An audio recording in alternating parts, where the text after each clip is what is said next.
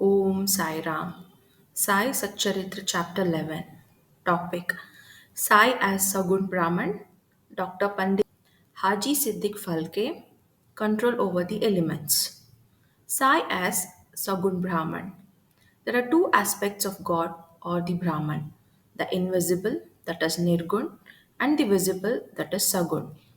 The Nirgun is formless, while the Sagun has a form, and both denote the same Brahman. Some prefer to worship the former and some the latter.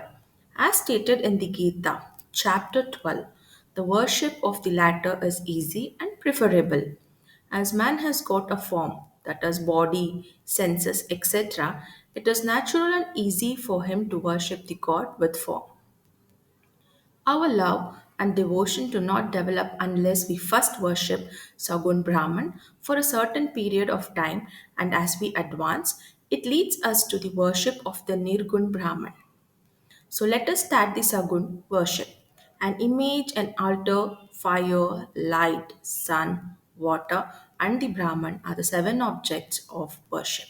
But the Sadguru is better than all of this. Let us, on this occasion, bring to our mind the form of Sai, who was non attachment incarnate and who was a resting place for his sincere devotees. Our faith in his words is the seat of his asan and our sankalpa. Determination to start and finish the puja is the abundant of all our desires. Some say that Sai was a Bhagavat Bhakta, devotee of the Lord, while others say he was a Mahabhagavad Bhakta, that is, a great devotee, but to us, his God incarnate. He was extremely forgiving, never irritable, honest, soft, tolerant, and content beyond comparison. Though he looked embodied, he was really disembodied, emotionless, unattached, and internally free. The Ganges, on its way to the sea, cools and refreshes the creatures affected by the heat, gives life to the crops and trees, and quenches the thirst of many. Similarly, saints like Sai, while they live their own life, give solace and comfort to everyone. Lord Krishna has said that the saint is my soul, my living image. I am him, or rather, he is my pure form. This is describable power of God, known as pure existence, knowledge, and bliss, incarnated in the form of Sai in Shirdi. The Shruti describes Brahman as bliss. This we read or hear daily in religious books, but devout people experience this Brahman or bliss in Shirdi.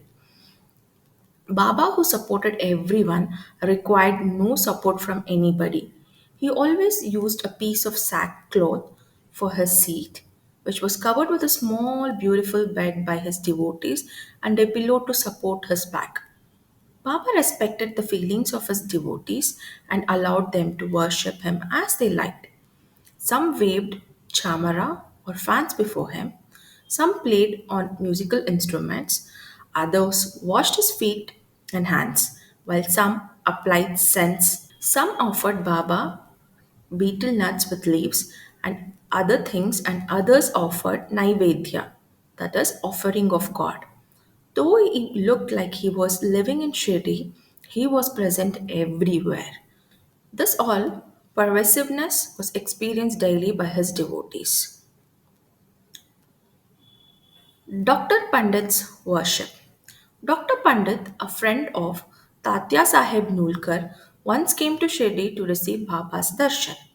After bowing before Baba, he stayed in the masjid for some time. Baba asked him to go and meet Dadabad Kelkar. He went to Dadabad, by whom he was well received. Then Dadabad left his house for the Aati Puja and Dr. Pandit accompanied him. Dadabad worshipped Baba and nobody until then he had dared to apply sandal paste to Baba's forehead. Only Malsapati used to apply it to Baba's throat, but the simple hearted and devout Dr. Pandit took Dadabad's dish with puja material.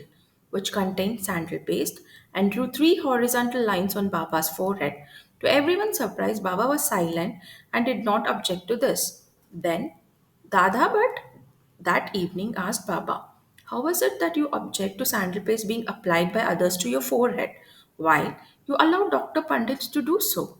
Baba replied that Dr. Pandit believed him to be the same as his guru, Raghunath Maharaj of Dhopeshwar, known as Kaka Puranik, and he applied the paste to Baba's forehead as he would do to his guru.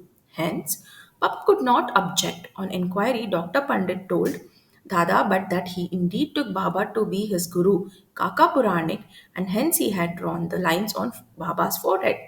Though Baba allowed devotees to worship him as they pleased, sometimes he acted in strange ways. Sometimes he threw away the puja dish and was wrath incarnate. Then could approach him. Sometimes he scolded devotees. Later, he looked softer than wax, a statue of peace and forgiveness.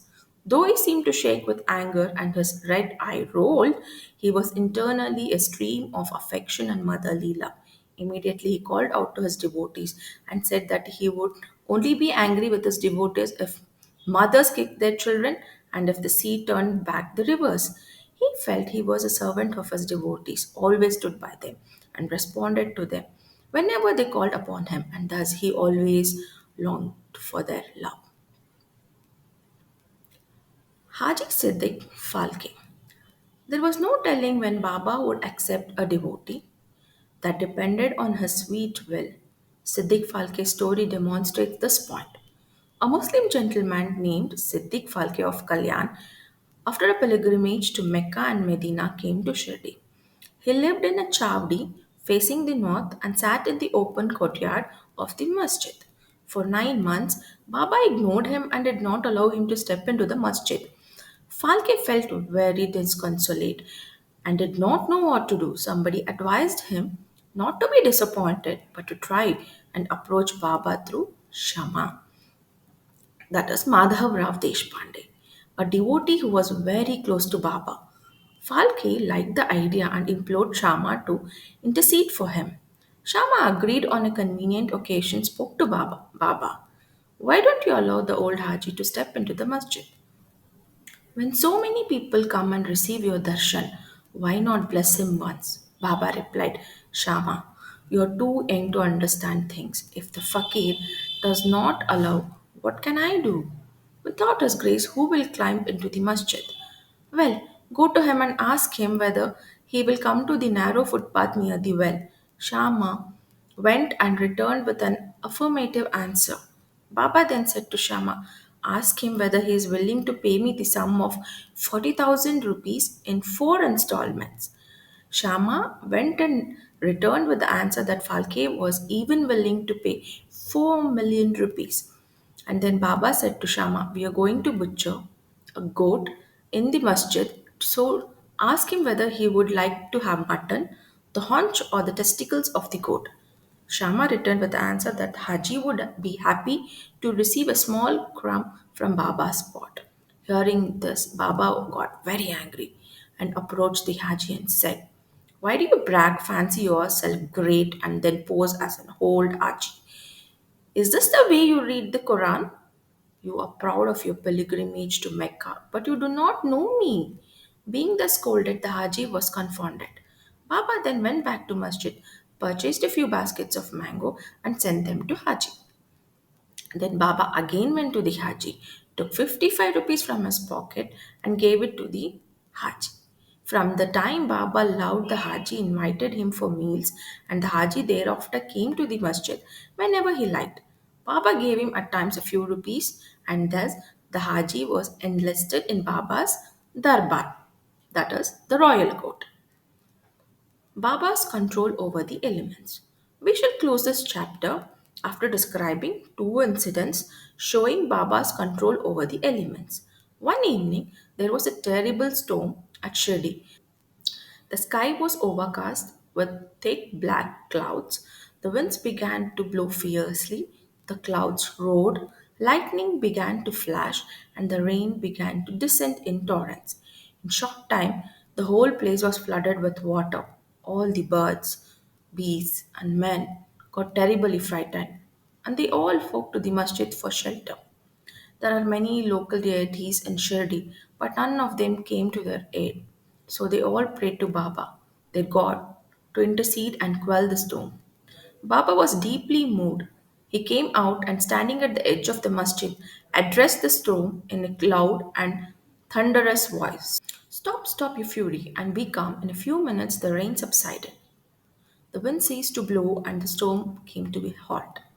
Then the moon rose in the sky, and the people went back relieved. On another occasion at noon, the fire in the dhuni, the fire Baba kept burning all the day, began to burn brightly, and it seems were seen to be reaching the rafters above. The people who were sitting in the masjid did not know what to do. They dared not ask Baba to pour water or do anything to quench the flames, but Baba soon came to realize what was happening. He took his satka, that is a short stick, and dashed it against a pillar in front of him, saying, "Get down, be calm." With each stroke of the satka, the flames began to burn less fiercely, and in a few minutes, the dhuni became calm and normal. This is a sign and incarnation of God. He will bless any man who prostrates and surrenders before him. He who reads the stories of this chapter daily with faith and devotion will soon be free from all calamities. He will also always be attached and devoted to Sai. He will very soon attain divine vision. All his desires will be fulfilled, and thus, being ultimately desireless, he will attain the supreme abode.